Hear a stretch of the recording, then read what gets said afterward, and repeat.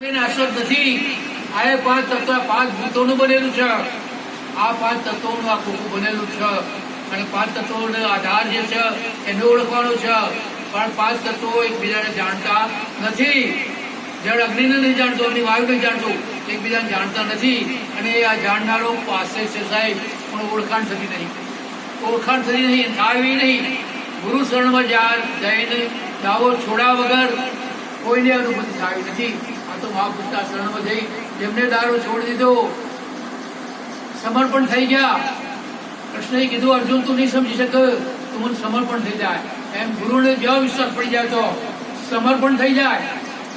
મારા પણ દાવો છોડી દે. હું મારું બંધનનું કારણ છે. આ હું મારું જે બંધનનું કારણ છે. રામના વખતમાં હું મારું નતું સાહેબ. કોઈ ગાદી બેસવા ત્યાં નથી. વખત જુઓ તમે, ભરત પાદુકા મૂકીને રાજ કર્યું છે. ગાદી માટે પડાપડા નથી પ્રભુ. જે સત્યથી આ વ્યવહાર ચલાવી શકે એ જ રાજા બનતો હતો. સત્યવાદી રાજા હરિચંદ્ર સત્ય પર જે ચાલ્યા એમના જ નામ આજે અમર થયેલા સાહેબ. ભલે પરીક્ષા થઈ જાય પણ સત્યને છોડા ના. સત્યનો સાક્ષી કોણ? પોતે જ છે. અત્યારે ટીવી કેમેરા લગાવ્યા છે, ટીવી જોઈ રહ્યું છે બધાને. ટીવી સીસી કેમેરામાં બધાના દ્રશ્યો આવી જાય છે, પણ એને જોનારો દ્રષ્ટા કોણ છે? નહીં હાથમાં આવશે. એને જોનારો કોક છે, ચેકિંગ કરનારો. એ જાણે છે આ ચોરી કોને કરી છે. એમ પોતે જાણે છે હું છુપાવું, દગો કરું, પ્રપંચ કરું. મારી અંદર જ બેઠો છે જોનારો સાહેબ. ભલે પ્રપંચ દુનિયાને ભલે ક્ષેત્ર, પણ પોતાની જાતને ક્ષેત્ર એવી નથી. કારણ કે પોતે સાક્ષી છે. પણ ક્યારે ગુરુ શરણમાં જઈને દ્રષ્ટ, દ્રષ્ટા અને સાક્ષી આ ત્રિકુટી ઉડી જાય, નામ રૂપ ગુરુ ઉડાડી દે. ચોથું પદ અવિનાશ કીધું. ચોથા પદનો ભેદ જાણે તે હરિના દાસ કીધા. આ ચોથા પદમાં રહેલો છે પરમાત્મા. અને ચોથા પદમાં વાણીનો વિશેષ છે. પાંચમા પદમાં તો વાણી છે નહીં, તુર્યાતીત અવસ્થા છે. જે જાણનારો છે. સપનું આવ્યું જાગ્રતમાં, સપનું હાડમાંથી સૃષ્ટિ જોઈએ આપણે. સપનામાં હાડમાં જ જોઈએ. જાગ્રતમાં સપનામાં શું દેખાય? કલ્પનાની સૃષ્ટિ છે બધી. મન જેવી કલ્પના કરી સૃષ્ટિ થાય છે. સુસોપતિમાં જો મન ઊંઘી જાય તો કઈ પ્રશ્નો મને થાય, પણ મન જો જાગી જાય તો જગત ઊભું. મન જાગ્યું તો જગત ઊભું જ થાય. બસ આ મન જ જાગે છે બધું. પણ મન તો વિશ્રામ કરાવે. મન સમજાવે તે થોડું મોટા. આ મનનું સમાધાન જે કરાવે, બંધ બોક્સનું કારણ મન જ છે. અને મન આપણી પાસે જ છે. આ પિંડમાં ભૂલ તો નક્કી કરાવી નહીં સાહેબ. અને તમને તો ખુલ્લે ખુલ્લું આપી દીધું. મનનું સ્થાન ક્યાં છે? જાગ્રતમાં મનનું સ્થાન ક્યાં છે સાહેબ? નક્કી કરાવી દીધું. આ ચિત્રનું સ્થાન આંખમાં છે. બધા ચિત્રો આંખમાં પડે છે. જાગ્રતમાં મનનું સ્થાન કાને છે. શબ્દ બધા કાનમાં પડે છે. જુઓ છે, સાંભળે છે, નિર્ણય કરી શકતો નથી.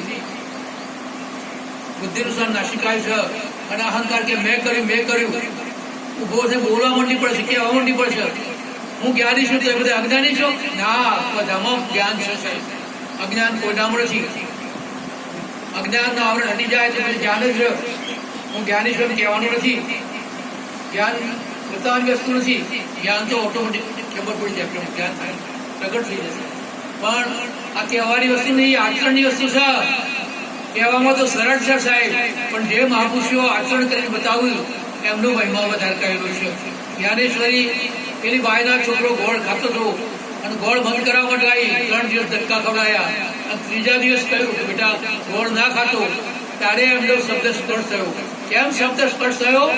પોતે પાડતા હતા, પોતે બંધ કર્યો ગોળ પેલા અને પંચાગતને કહેવા નીકળ્યા. ત્યારે એમનો શબ્દ સ્પર્શ થયો. એમ આ બધાને નથી હું કહેતો, હું મને પોતાનું શીખવણ આપી છે. મારે પોતે જ આચરણ કરવાનું છે અને મારો સાક્ષી હું જ છું. પોતે આચરણ કેવું છે પોતે જાણે છે. આચરણ શું થશે તો પરમાત્મા શોધાની જવું પડે. આચરણ માં કસાય પરમાત્મા વર્તી બતાવે. મહાપુરુષની મહિમા વધારે કીધું છે. જેવું બોલે એવું વર્તી બતાવે. અત્યાર સુધી તો જનકભાઈ મને ગણાવું કીધું 7 વાગે આવું, 6 વાગે આવું, 8 વાગે આવું છું. ગણાવવા પણ ટાઈમ સર કોઈ આયા નહીં થાય. બોલે ખરા પણ આયા નહીં. પણ આ વખતે તો 7:15 કાઢીને 6:30 આવી છે. એમનું થઈ ગયું બોલ્યો છું કોણ? બોલનારો કોણ છે? પોતે બોલે છે. તો પછી પાડાના તો શું કરવાનું? અને પોણા 7 આવી ગયા, વહેલા આવી ગયા, આનંદ થઈ ગયો. પ્રભુ ભગવાન મારા ઘેર પધાર્યા, વિશ્વાસ કરો. અને દર્શન થઈ ગયા મને, મારી દ્રષ્ટિ શુદ્ધ હતી તો મને હરિના દર્શન થયા, પરમાત્મા દર્શન થયા. મારી દ્રષ્ટિને મેં પરમાત્મા જ જોયા છે, મેં શરીર જોયું નથી. એમ બધામાં જે આ ચેતન તત્વ છે, જેના આધારે છે ચરાચરનો વ્યાપ છે. સબર પડે શું ચૈતન્ય તત્વ, પણ એ ચૈતન્ય તત્વની અનુભૂતિ થઈ જાય, દેહનું તાદાત્મ્ય છૂટું પડી જાય. જે હું નથી, હું ચેતન તત્વ છું. પહેલા બે જુદું કરવું પડશે. સમજણ માટે બે જુદું કરે ગુરુ, બહુ જ આપે બે અલગ કરાવે. હવે આ તો પરિવર્તનશીલ છે, આ અપરિવર્તનશીલ છે, એ નાશક છે, આ અવિનાશી છે, આ જળ છે, આ ચેતન છે. જળ નાશ પામી જાય, જળનું તો પરિવર્તન થઈ જાય, ચેતનનું પરિવર્તન થતું નથી. એમ પરિવર્તન શું વસ્તુ છે એની આપણને સમજણ આપે સાહેબ. સમજનું જો ઘર મળી જાય, સમજનું ઘર જ મેળવવાનું છે. સમજનું ઘર મળી જાય તો બસ શાંતિ જ છે સાહેબ. જેને બોલ્યા કરે ગાળો પડે શું હતું, આપણે ના વળગીએ તો ગાળો આપણે ક્યાં વળગી, આપણે વળગી પડીએ. મને કહી ગયો પોતે વળગી પડી એટલે વળગી છે આપણને નથી, એના મુદ્દે બોલ્યા કરે, ચાલ્યા કરે, આપણું શું જાય. બુદ્ધ ભગવાનને કેટલી ગાળો વળગી, છતાં એમને કોઈ ગ્રહણ ના કરી. કાઢવા દે ભાઈ, એના જે પૂરી કાઢે, જેનામાં જે પૂરી ચાલ વળગી શું કાઢવા. જે જાણતો એ વાણી એની આવે સાહેબ. જે જાણતો જોતા સુધી તો સુધી વાણી આવશે, પણ પછી વાણી બનશે. તો આ મનુષ્ય શરીર મળ્યું છે અને આ મોક્ષનો દ્વાર છે. મનુષ્ય શરીર તો મોક્ષનો દ્વાર, અને આ શરીરમાંથી મુક્તિ મળે છે. એટલે રાજચંદ્રે કહ્યું, મેં અનેક જન્મો તો માયા ગુમાયા, આ ભેગું કરવામાં, સંપત્તિ કરવામાં, મારા બાળકોનું શું થશે, છોકરાનું શું છે, એની ચિંતામાં મેં અનેક જન્મો કાઢ્યા. પણ હવે તો પ્રભુ હું તારા શરણી, તું જેમ રાખે એમ ગુરુમાં જે શરીરમાં રાખે એ માન્ય છે. સુખ દુઃખ લાવતા માને છે, દુઃખ લાવતા માને છે, અને સુખ આપતા માને છે. સુખ આવે એટલે આનંદ આવી જાય, દુઃખ આવે ડરી જાય, એવું ના ચાલો. દુઃખ પણ